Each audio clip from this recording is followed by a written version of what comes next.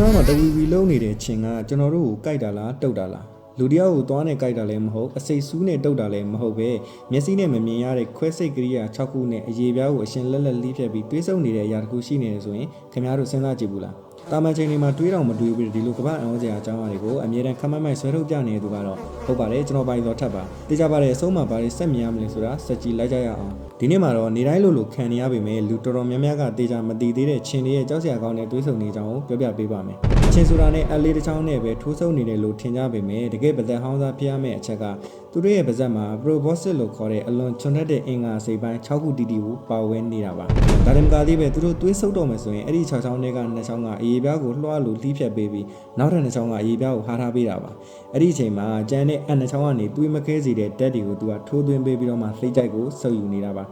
ဆိုပါတော့ကျွန်တော်တို့ချင်းတဲ့ကောင်တွေးဆုံနေရကို microscope နဲ့အနီးကပ်ကြည့်လိုက်မယ်ဆိုရင်တာမန်တွေးဆုံကောင်လေးတစ်ကောင်လို့ထင်မိမှာမဟုတ်တော့ပဲမျက်စိနဲ့မမြင်ရတဲ့သေးငယ်လုံးနဲ့အလေးတွေနဲ့သူတို့ရဲ့လုပ်ငန်းတစ်ခုစားပြီးလုပ်နေတယ်လို့ပဲကျွန်တော်တို့မြင်ရမှာပါဒါကတော့ဖြစ်နိုင်ပါတယ်တဘာဝတရားကသူတို့ကိုရှင်သန်ဖို့အတွက်မျက်စိနဲ့မမြင်ရတဲ့ဒီလိုခွဲစိတ်ကရိယာတွေတက်ဆင်ပေးထားလို့ပါဒါကြောင့်နှိမ့်ချုပ်လိုက်ရင်ချင်းဆိုတာတာမန်တွေးဆုံကောင်လေးမဟုတ်ဘဲနဲ့စီရိုရဲ့6ချောင်းနဲ့တက်ဆင်ထားတဲ့ပြန်တန်းနေတဲ့အနုမြူတွေးဆုံကောင်လိုပဲကျွန်တော်တို့ခေါ်လို့ရပါတယ်ခင်ဗျားတို့ဆိုရင်ရောချင်းကကြိုက်တာလားတုတ်တာလားဘယ်လိုထင်ကြလဲကွန်မန့်မှာတခုပြောပေးသွားပါအောင်အဆုံးထိကြည့်ရှုပေးတဲ့တယောက်ချင်းတိုင်းကိုအများနဲ့ကျေးဇူးတင်ပါတယ်